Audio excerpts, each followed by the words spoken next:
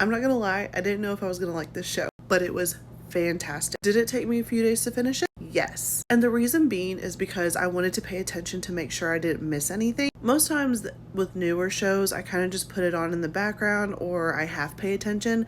But this show, I was like, this is so good. You have Peter Sutherland, an FBI agent who happens to be on a train in DC when an attack happened. Because of his father's background and a lot of suspicions with what happened to his father, he is put on night watch, essentially, babysitting a phone. And that's when he gets a phone call from Rose Larkin. And that's when the adventure begins. And I'm not going to say too much because honestly, it truly is like an adventure, and each episode is just building up to this big finale that is fantastic. I really hope that there's a season 2. But I also want to talk about the actress who plays Rose Larkin. Because as some of y'all know, I am Samoan.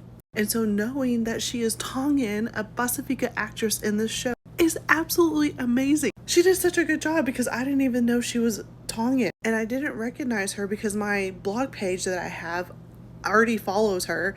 And I was like, oh my gosh, how did I not recognize her? So it is just so cool to know that the actress who's playing Rose Larkin is a Pacific Islander. So I'm already going to kind of call it because there's also Asian representation, like a lot of Asian representation in this TV show. So I really do hope that Netflix puts this under the API Heritage Month category when May rolls around, because we have Asian and Pacific Islander representation in this TV show, which is super exciting. Plus, we don't really see many like Pacific Islanders in this kind of role. So this is what makes it also even more exciting. We have a lot of Pacific Islanders who do work in the tech industry, but to see it represented on screen is so phenomenal. I apologize for nerding out, but I just love this so much. So if you haven't gone and seen Night Agent yet on Netflix, I 1000% recommend it.